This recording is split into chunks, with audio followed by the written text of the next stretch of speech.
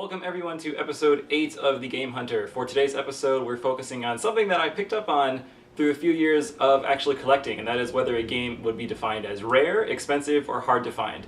Now, most of the time, people don't quite know what they have, or maybe they do, and they overestimate the price, or they think it's worth more than it actually is. But I'm here to help you make sure you can sift through the racks, know what a good deal is, what a bad deal is, and what games are the best quality, best titles, and the best prices for your money. First, we're going to talk about what makes a game rare. A few things go into making a game being classified as rare. So for example, if something had a limited run of production, if it's a collector's edition, or if there's something that sets it apart from a different version of the same game. Now I have some examples here to show to you so you can see what a rare game might be. One of the easier ones to look at would be the Lunar series for the PlayStation 1. It's by Working Designs, and what they did was actually brought these games over from Japan, and they were on a very limited run. There's a few of them. This is Lunar 2, there's Lunar 1, the Ark the Lad collection comes in this big box too. That's a rare game. It's hard to find, and there was not many made. And finding it complete is a whole different story. So if you can get something like that, you know you have a rare game on your hands. Another example would be the harder to find and lesser known PS1 games that were out there, like Diablo we've talked about before, and Klonoa on the PS1. They're classic games, people know about them, but for this reason or that reason, you just don't see them too often. Maybe there wasn't too many made, maybe collectors just hold on to them and you can't buy them. Something like that. That makes it rare, so you're not going to see it that much, and when you do see it, it's going to be a pretty pricey game. Some other examples that make a game rare would be the condition that it's in and the box it comes with. So this is Ogre Battle 64 on the Nintendo 64. Big right off the bat sets it off from other games is that it is not a plastic case, it's cardboard. And having an old case like this in good condition is a great quality for a game to become rare. Also, this is a harder to find game, it's an RPG by Atlas. Things like that go into making that game harder to find and more collectible. So keep those things in mind when you're looking for your titles. There are certain qualities of rare games that set them apart from other versions of the same title. So for example, the Namco Museum games, there's 5 of them.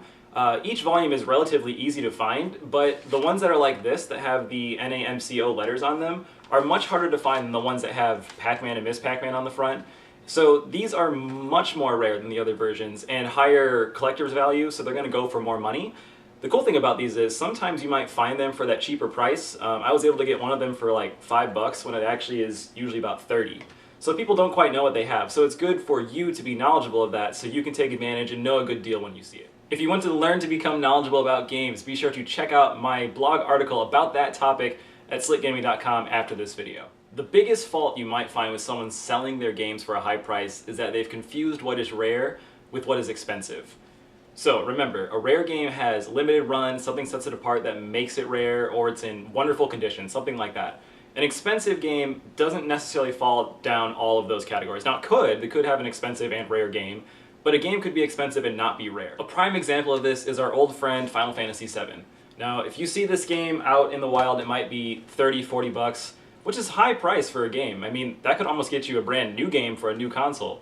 So why is it so expensive? This game is everywhere. I mean, it's sold millions. People know what it is, it's easy to find, but people know it has high collector's value, and that's what makes the game expensive. So just seeing that high price does not mean it's 1, worth that price, or 2, collectible. People just praise it for what it is and that it's a good game.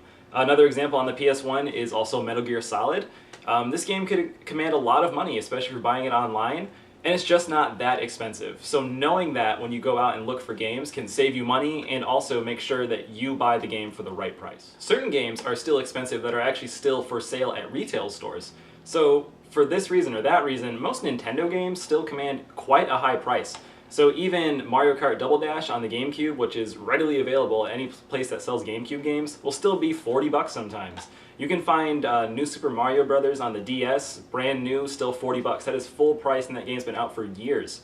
So just keep that in mind too. Whatever someone is willing to pay for the game is what's going to make it expensive.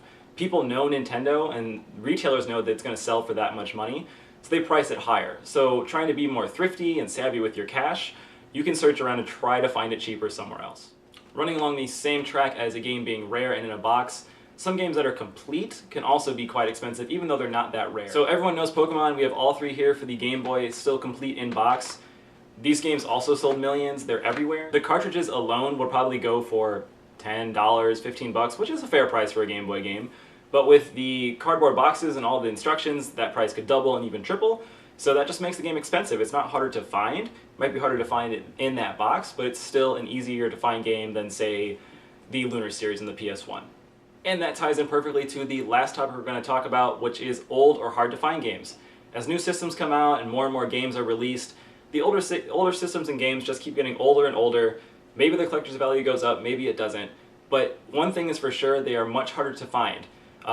Stores like GameStop, Target, Best Buy, they're not going to carry those games anymore. So finding an original Game Boy game is going to come at a high price on eBay or at a specialty store. So these games usually command more money because they're just not made, or because they're harder to find just because it's older. So the Pokemon games, for example, is a perfect example of this.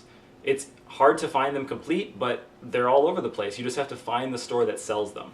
So any game that comes out for the PS1 or older on a system like Sega Saturn, Atari, the original NES, Super Nintendo, Genesis, these games are all going to be relatively more expensive than any other game that's of the same quality, like for the Wii, just because it's already 20 years old. So remember that also when you're searching for your games. One last bit about old or hard to find games, they could become future collectible items. If you see a game on a PlayStation 1, for example, that you've never heard of or you don't really see too often, maybe in the future it'll become even more rare and it could be more expensive. It might be a nice investment for you. So this is the time to get them, is when you see it and you're like, oh, I've never seen this game before, maybe I should take a chance. Well, why not? If it's only a few bucks, it's within your price range, go for it. Because you might, well, one, you might get a game that you enjoy, but two, you might get a game that pays off in the future, and then you're not going to be kicking yourself if you didn't get it. So that's going to wrap it up for episode 8 about old, expensive, and rare titles. Now, I can tell you from my experience, this is the one thing that really people get wrong quite a lot. And it's because of the rare and the expensive games and the difference between them. So now you know what to look for and what really commands that much money. Now, your collector's value and input into that title is going to affect how much you're willing to pay for a game. So keep that in mind too. If you really care about playing Final Fantasy VII and you don't mind paying $50 for it when you could find it somewhere else for say 15, then go ahead. You know, that's your choice. But just know that in terms of hard cash that game is worth for, it's not that much money. Hopefully you guys learned something today. If you have any questions, as always, ask me in the comments below and I'll try to answer them as soon as I can. And I will see you next time. You think this is a good voice? This is a good tone? You can hear me okay? I'm not mumbling. You're mumbling. I'm mumbling? But this is how I talk. I know. But I can't help that.